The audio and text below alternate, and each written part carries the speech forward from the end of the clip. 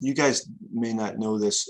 I wouldn't think you would, but in my coaching, you know, I've come to the point after all of these years, and it's a lot of years of ball coaching, that I finally realized that everything I was after was, you know, was to do great stuff and see people do awesome and you know, find their very best selves and show that on the field and live it and enjoy all of that. And I found that the way that I had to best relate how to get there was through caring. I want to keep showing people that you can do it this way, but I find that there's the corporate world and there's the social, the family settings and all of the other aspects of life that are still calling for us to find the way to receive people for who they are and what they're all about and give them that license that it's okay.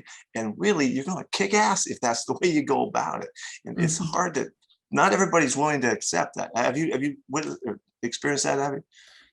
Yes. And quite frankly, I think that you have been one of the pioneers for male sports, because what you're up against is a multitude of possible problems, right? You're up against male toxicity, right? And so absolutely having some of your guys fully show themselves is partly against every lesson that they've ever learned in their life about what makes a man, right? Especially in the environment of NFL football, right? Like it's even higher, it's even more intense, right?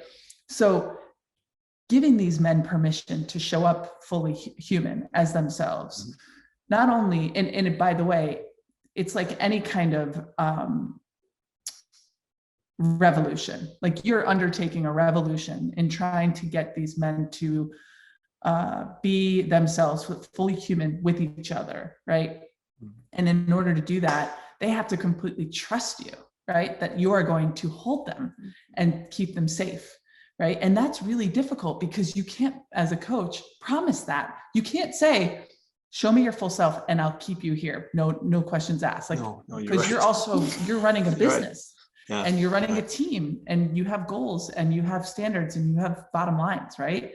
So it's really tricky to be in the position of power that you're in, hoping that they trust you and that the process will work out. I think that you're definitely a pioneer in this space. And what I would say is, yes, it happened. I focus a lot of my attention on modern leadership. And I think that that's what you are exuding. You might not be put in the classification of Lombardi, but what I will say is yet. It happened. Yeah.